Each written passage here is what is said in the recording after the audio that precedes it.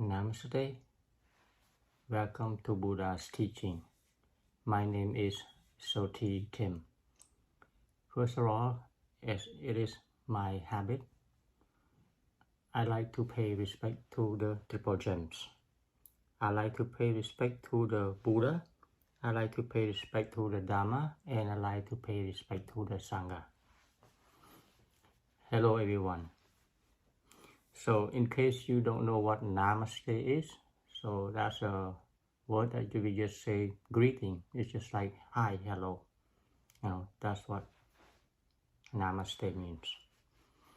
Okay, so today I'm going to talk about the second noble truth. The second noble truth is probably one of the most important teaching in all the four noble truths, and it probably takes the most time because after all that is the root cause of the problem, the root cause of issue, right? So the second noble truth has a big chunk in Buddha's teaching. Okay, so again, why do we learn about the second noble truth?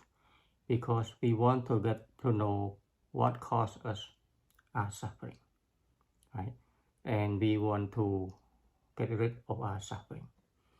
So by the end of this video, you're gonna have a general idea, a good idea of the root cause of our suffering. Okay, because we need to take it one step at a time. But at least this video here, we're gonna take you to see the overall view of the root of our suffering. As you all know, we have several kinds of problem, like we have covered in the lesson number 1, okay, about the different kinds of suffering, the different kind of problem and issue that arise in our daily life. Okay, and if you don't have any problem in life, like my son said the other day, say, why do we need to study Buddha's teaching if we are already happy? I don't need it. Or people don't need it. If people is already happy, they don't need to have to study about the root of suffering or suffering and things like that. So yeah, I mean, that's a legitimate question, okay, or his own answer to things. Okay, the thing is, we all have our life, as we know, we have ups and downs, right? There are times that we are happy, that we are joyful, we have abundance of things that things go well in our life. We don't have any problem. So when that is always happening, again, there's no need for Buddha's teaching because you're always already happy. It's just that the problem that we have, most of us, I'm gonna say, we do have issue in our life. We run into problem. We are not always happy. We always have problem with our family, with our children, with our spouse and things like that. And when that happens, we don't know what to do, right? So that's why there's Buddha's teaching. But if you don't think that is important, okay, that is, you are entitled to that opinion. But when it's time that you need some kind of guidance, then you can come back to this. All right. So Buddha's teaching is, again, is a medicine, right? So the medicine is that there's two kinds of aspects here. The medicine that the Buddhas left us is one, if you have issue, if you have problem in life and you start studying this, you start taking medicine. Okay, so as you start taking medicine, you should start to feel better. You should start to get better. Okay, because the medicine that the Buddha left for us is has to do with our mind, and our mind is one incredible phenomenon that takes time to cure. Okay, it doesn't happen overnight. But it will happen, the change will happen, and when the change happens with our mind, then we start to feel better as we progress in the study. And also, for us who are in a good situation right now, even though, okay, we don't have any problem in life, but we just wonder what kind of teaching that the Buddha has left for us. It's also a good thing, because once we understand how to deal with this, with life problem, with the issue that is bound to happen, it's inevitable. It's just a matter of time that we are gonna run into. Then Buddha's teaching is like a vaccine. It's a preventive mechanism. Okay, you learn this, and then you know what to do. Okay, it's not that you're in a loss. So in other words, you are prepared. Okay, by studying Buddha's teaching. So yeah, there's two benefits. One is if you are having issue, then okay, you start taking the medicine, start taking care of yourself, meaning start taking care of your life, which is your mind. Okay, the mind that is having problem, the thing that you're having going on in here. All right, so that's what you start to take care of. So that's why we study Buddha's teaching. So here in the second noble truth, what is the root cause of our suffering? The root cause of our suffering is basically, as you know, there are times that it comes from inside. Right, we're not happy. Okay, we're not happy with things that that goes on, not according to what we want. And okay, so it happens, because things don't meet our expectation. Okay, so we have issue. Other things that we have issue with other people, with friends, or with family, co-workers, and spouse, and so that is so like people around us. But either way, there's something in here that's you don't feel good. It's not happy. Okay, so the short answer to the root cause of suffering. Okay, I can give you the short answer is one word. Okay, the root cause of suffering, the short answer is desire. Okay, or greed.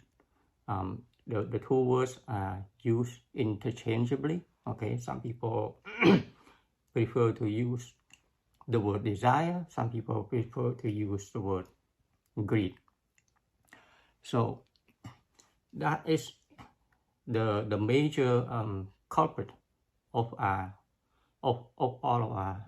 most of our suffering. Okay, most of our suffering. That's a major culprit, because desire. The desire. The one word desire has two faces to it. Okay, desire means we want something, right? So when we want something, whatever situation that we're in, and we don't get it, like we want somebody to love us, we want promotion, we want object, we want material, we want status, whatever that we want. Okay, and then we don't get it, and that causes suffering. We want to people to we don't want to break up, in the marriage. We want our children to listen to what we have to say, all kinds of things. At work we want this done at a certain time, and it doesn't. So this causes all kinds of emotion and suffering, at different level, of course, to us. So when what we want, when what we desire does not manifest, does not happen, we're not happy. We have anxiety, we have stress, we have all that. Or the other side of the desire or suffering is things that happen that we don't want. Okay, even though we say we don't want, the word don't want is also a desire. It's the desire not to get what it is, right? So let's say we desire not to have a breakup. So that is a desire, but it happens, right? We desire to not to be sick, but it happens, right? It's out of our control. Okay, so there's many unexpected things that happen that we don't want. So in other words, one is the like, we like. Okay, when something happens good, we like. So that's one desire. And the other kind is the something that does not happen that we don't want, but it happens, right? So that is a dislike. So there's like and dislike. Okay, and these two are based, has its roots in desire, like and dislike. Okay, and that is the root of our suffering. Okay, in general term, in general thing, but it's not as simple as that, right? Because we have to break it down, drill it down to the lower level of those different things, different kinds of factors that cause all of that. And of course, as we all know, desire and greed, a lot of time when it doesn't happen, right, it generates another one that we call another poison, that thing that poison our mind. It's called anger, right? Anger happens either way, whether we want something and we don't get it, okay, and it creates anger, right, and which can sometimes lead to hatred. Or something happens and you don't want it, and then you say, why that happened to.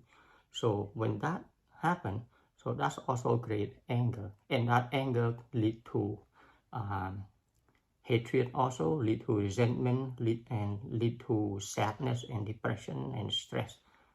All right, so it has many things that goes on. So also, because of that, we also have to talk about, in Buddha's teaching, we call the three poison.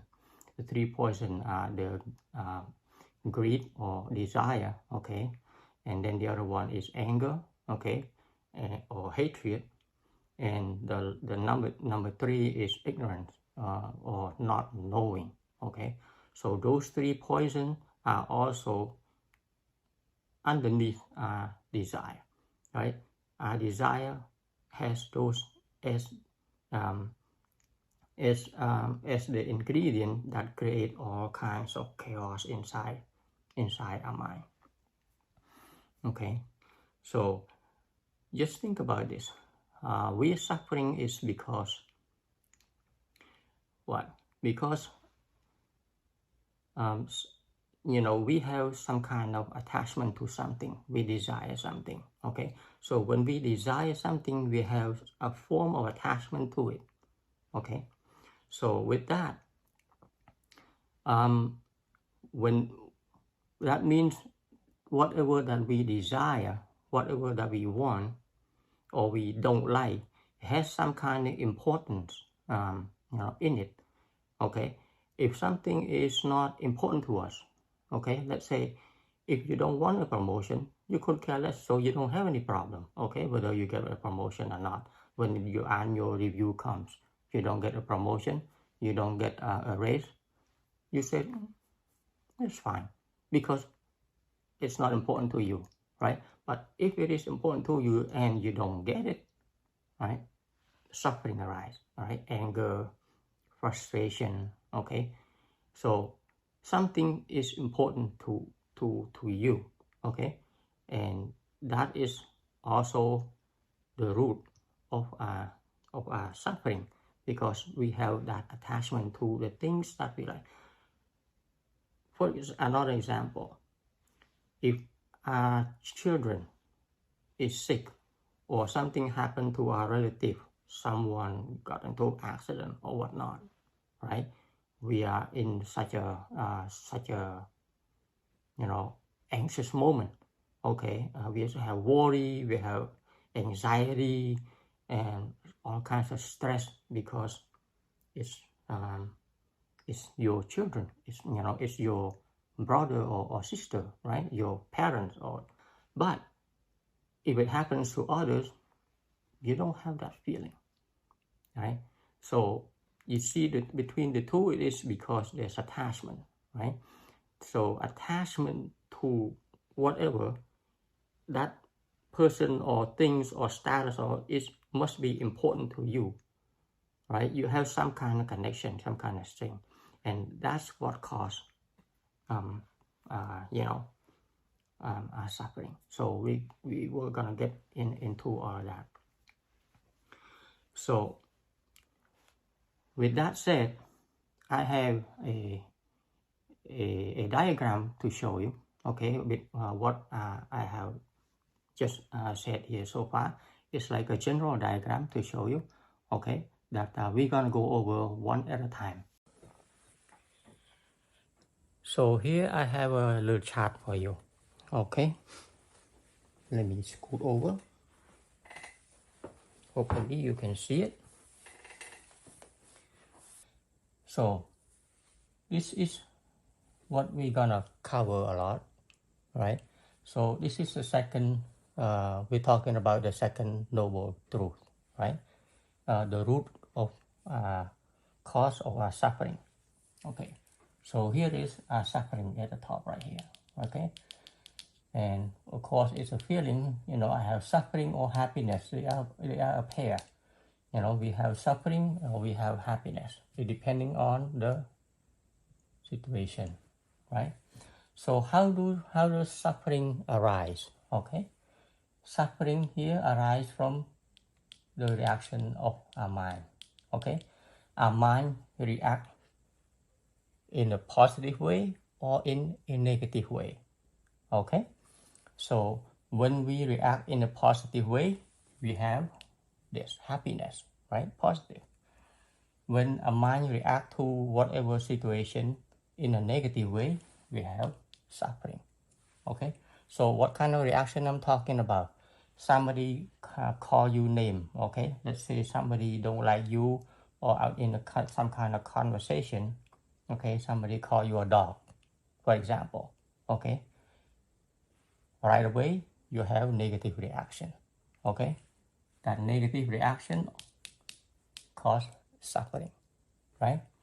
So next, what is the reaction? So the reaction of our mind, okay, the mind that we have, the reaction is the feeling, right? It's our emotion, okay. When somebody call you a dog or whatever, it hits you, right? And your feeling arise, okay, and that feeling is negative, right? When that feeling is negative, you react in a negative way, suffering, right? So the feeling is giving rise to the reaction of the mind. When we have a good feeling, when we have, when you feel good, it gives rise to happiness. Okay, so this is the base of our reaction. This cause reaction of the mind. Okay, now what generate feeling? Again, just like I mentioned earlier, we have attachment. Okay, we have attachment to people, we have attachment to things. That's it's important to us, or we love them, we hate them, whatever that is, love and hate, they're both attachment.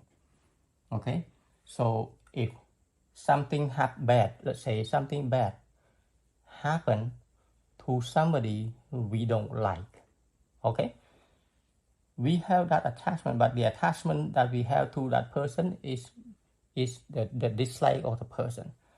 So when something bad, okay, happen to the person that we don't like, it generates a feeling that we go, okay, we feel happy, believe it or not. The reaction of the mind create happiness within us, even though, it comes from a negative, it comes from attachment due to the negative experience that we have about the person. Okay, or now the other side is, of course, the attachment to our sibling, and the attachment when a sibling, let's say when our children, when our spouse, our sibling get hurt, right? It's because we attach to them. Right? We have this the feeling that arises is negative, right? Because we have attachment. If we don't have attachment, we could care less, right? So, for example, we have a breakup with our spouse, right? Going through problem. We have breakup and we have heartache. It's because we love the person, right? We want the person to be good to us, and that is a form of attachment. And because the person does not love you, does not take care of you, and now that form of attachment create that feeling. If the person happen to be somebody you don't like, let's say, unfortunately, there are situations in family, in husbands and wife, even though they are living together, or they call husband and wife, but they don't get along well at all. They just, okay, live. And when one pass away, the other one couldn't care less. No, they don't shed a tear or nothing. Or even some of them, I'm sorry to say, are even happy that the other person passed away. You see, it's the attachment or the clinging that give us the feeling. Okay, if we don't have the clinging, the emotion, we don't have this, right? So what is the form of what is attachment? Desire and greed, right? This when we have desire, when we have greed, we want it. When we have desire, we want something, and then we become attached to it. Attachment. So where does desire come from? Ignorance. Okay. The big I. All right. The big I here is the base of existence. Okay. I am Soti. Okay. You are Susan. You are John. You are whoever, Mr. Lu. You are the president of a CEO or a Fortune 500 company. Okay. I. Okay. I am this. I am that. I am here. Okay. So it's called the ignorance I. And I'm just going over this quickly, okay, to show you the root of the suffering, okay, the cause, the root of suffering, where that comes from, okay. So the big I here is at the base. There's an I, okay, there's an I that is attached to the person. There's an I that is attached to an idea, okay, idealism, okay. There's an I that is attached to some kind of belief. There's an I that's attached to an opinion. There's an I that's attached to the status. Okay? There's an I that's attached to the popularity. So on and so forth. Okay? So all of this here, it happens where? Desire, attachment, feeling, all this happens in here. right inside you. This is your mind right here. Okay, it all happens in your mind right here. Okay, this is the mind. So of course the mind, as we know, all right, is impermanent. All right, we're gonna get into that also later on in the study. We have, of course, wholesome mind and unwholesome mind, right?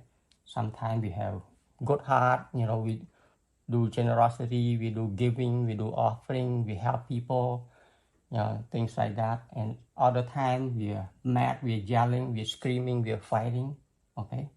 So that's our mind, and that is wholesome and unwholesome mind. This mind right here, right? This is unwholesome right here, okay? So, and it comes, and the mind is always impermanent. Keep that in your mind, okay? Because your mind changes all the time. There is no such mind that stay, that is there. That is the mind right there. I can't, this.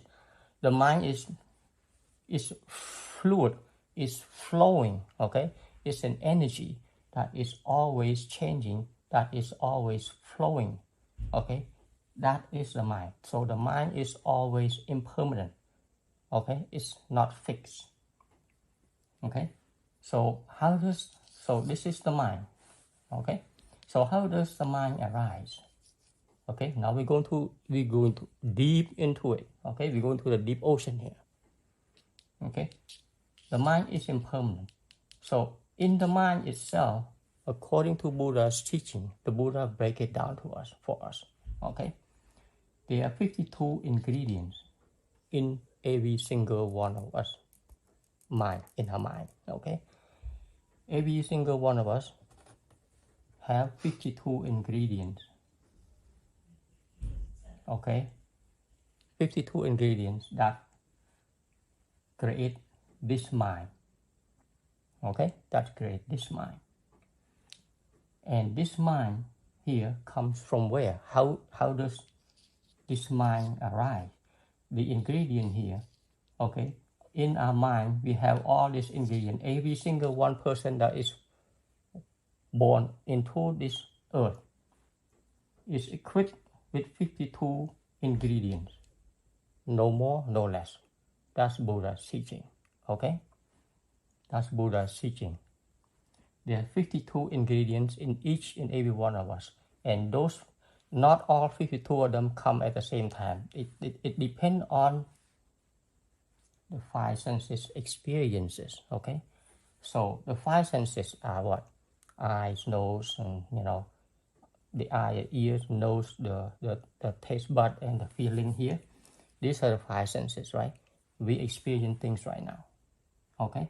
And all this information here, we bring into inside, okay? Into sense number 6, we call mano, or the mind itself, okay? This mind at this particular moment has no color yet. It's clear, all right? It's clear mind right here.